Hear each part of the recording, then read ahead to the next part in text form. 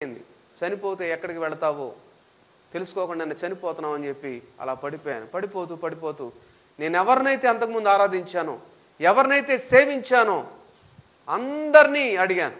కానీ ఏ ఒక్కరూ సమాధానం చెప్పలేదు.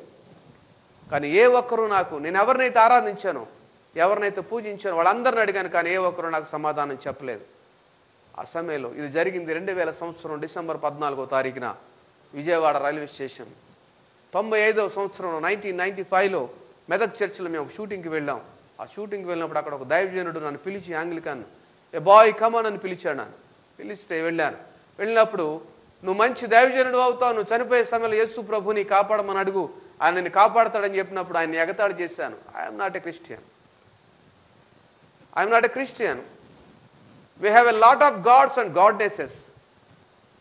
How dare you to suggest to me to believe Jesus Christ is my God? ఎంత ధైర్యం నీకు యేసు ప్రభువుని నమ్ముకోవడానికి, చెప్పడానికి నాకు చెప్తున్నావు, అంత ధైర్యం నీకు అని చెప్పాను. నువ్వు పనికి మాలిన వాడివి, యేసు ప్రభువుని నమ్ముకోమంటావు. యేసు ప్రభు మా దేవుడు కాదు, మా పాలేరుల దేవుడు అన్నాడు అని చెప్పి నేను ఆయనతో చెప్పాను. చెప్పినప్పుడు ఆయన నవ్వి, God bless you my son అన్నాడు. నేను షూటింగ్ ప్యాకప్ చేసుకుని వచ్చేటప్పుడు కూడా మళ్ళా పిలిచి అదే మాట చెప్పాడు. కుమారుడా, ఈ మాట నువ్వు జ్ఞాపకం పెట్టుకో, my son keep on your mind this word అని చెప్పి అన్నారు.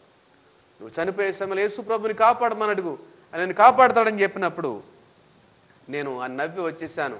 ఆ సమయంలో నేను ఎవరినైతే సేవించానో, ఎవరినైతే ఆరాధించానో ఏ ఒక్కరూ నాకు సమాధానం చెప్పలేదు. ఒక మనిషికి ప్రాణం పోయేటప్పుడు సమాధానం ఇచ్చినవాడు దేవుడు. ఒక మనిషికి ప్రాణం పోయేటప్పుడు సమాధానం ఇచ్చినవాడు దేవుడు.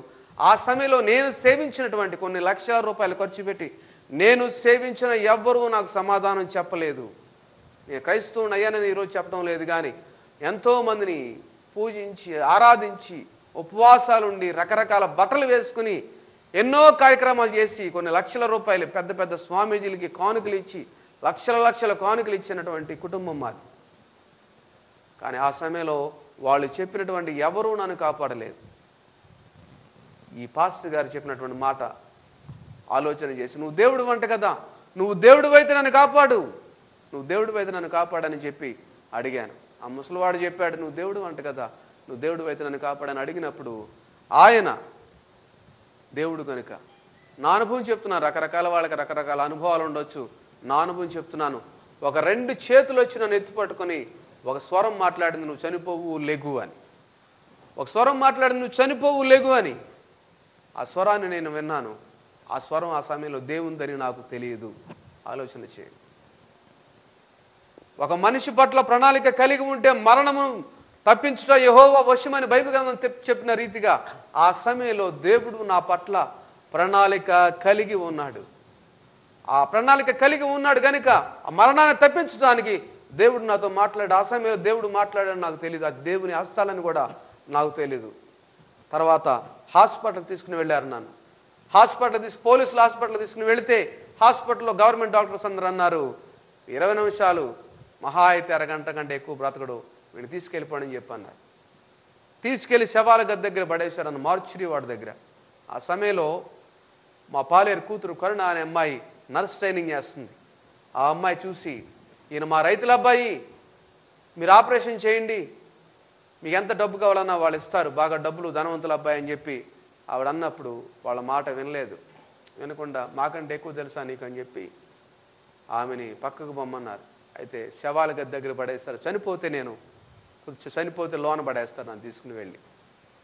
ఆ సమయంలో ఆ అమ్మాయి చూసి 25 మంది ట్రైనింగ్ నర్సులు, 13 మంది కేరళ వాళ్ళు, 12 మంది ఆంధ్ర నర్సులు, వాళ్ళందరూ చూసి నన్ను ఆ యొక్క స్ట్రెచర్ని ఒక పక్కన రూమ్లో తీసుకుని వెళ్ళి అక్కడ ప్రార్థన చేయడం ప్రారంభించారు. నా స్ట్రెచర్ చుట్టూరు చేరి వాళ్ళు ప్రార్థన చేస్తున్నారు. నాకు తెలీదు, దేవుడు నాతో మాట్లాడుతున్నాడు, వాళ్ళకి తెలియదు ఆ విషయం. ఎన్నో రకాల అనుభవాలు నేను చూశాను. కానీ ఇటువంటి మొట్టమొదటి అనుభవం నా జీవితంలో జరిగింది. ఒక మనిషికి ప్రాణం పోయేటప్పుడు సమాధానం ఇచ్చినవాడు దేవుడు. దేవునికి స్తోత్రం కలుగును గాక. హల్లెలూయా. అయితే ఆ సమయంలో వాళ్ళు చూసి గమనించి, మేము ప్రార్థన చేస్తాము, 4:30 గంటల సేపు ప్రార్థన చేశారు. మేము ప్రార్థన చేస్తామని చెప్పారు. 4:30 గంటల సేపు ప్రార్థన చేశారు. వాళ్ళు చేసిన ప్రార్థన బట్టి ప్రభువు నన్ను బ్రతికించాడు. 4:30 గంటల సేపు ప్రేగులు బయట ఉండి ఒంట్లో రక్తం అంతా పోయి లోనకి గాలి వెళ్ళినటువంటి వ్యక్తిని నేను. వైద్య చరిత్రలో డిక్లేర్ చేసినటువంటి మాట ఏమిటంటే, మనిషి బ్రతకడు అని డిక్లేర్ చేశారు. కానీ 4:30 గంటల తర్వాత నన్ను తీసుకుని వెళ్ళి ఆపరేషన్ చేశారు. అమ్మాయి వెళ్ళి, డాక్టర్ గారు మీరు చనిపోతానటువంటి కుర్రవాడు బ్రతికే ఉన్నారు, మా రైతుల అబ్బాయి, దయతో ఆపరేషన్ చేయండి అంటే అప్పుడు వెంటనే తీసుకుని వెళ్ళి ఆపరేషన్ చేశారు. 4:30 గంటల తర్వాత నాకు ఆపరేషన్ జరిగింది. నాకు ఆపరేషన్ చేసిన డాక్టర్ గారు ఒక బ్రాహ్మణుడు. ఆయన అన్నాడు, నువ్వు చనిపోతావని నేనే డిక్లేర్ చేశాను. ఇప్పుడు వరకు విన్న వాక్యము మీకెంతో ఆశీర్వాదకరంగా ఉందని నమ్ముచున్నాము. మీకేమైనా ప్రార్థన అవసరతలు ఉన్నట్లయితే మమ్మల్ని సంప్రదించండి. మా address church of the living God ministries, near Satya gardens, Ram Kishore colony, Sindhanur, Raichur district. మా ఫోన్ నెంబర్ 9741200143. మరి యొక్క మా ఫోన్ నెంబర్ 9036525977. మా యొక్క ఈమెయిల్ అడ్రస్ pushparaju477@gmail.com. మా యొక్క ఆరాధన సమయము ప్రతి ఆదివారము ఉదయం 10:30 నుండి మధ్యాహ్నం 1:30 వరకు జరిగింపబడును. ఆసక్తి కలిగిన వారు అద్భుతమైన ఆరాధనలో మీరు పాల్గొని దైవాశీర్వాదములను పొందుకోవాలని ప్రేమతో మిమ్మల్ని ఆహ్వానిస్తున్నాం. దేవుడు మిమ్మల్ని దీవించి ఆశీర్వదించునుగాక. తిరిగి మరలా మనము మీ అందరం కలుసుకునేంత వరకు కూడా దేవుని యొక్క కృప, శాంతి, భద్రత మనందరికీ తోడై ఉండి నడిపించునుగాక. ఆమేన్.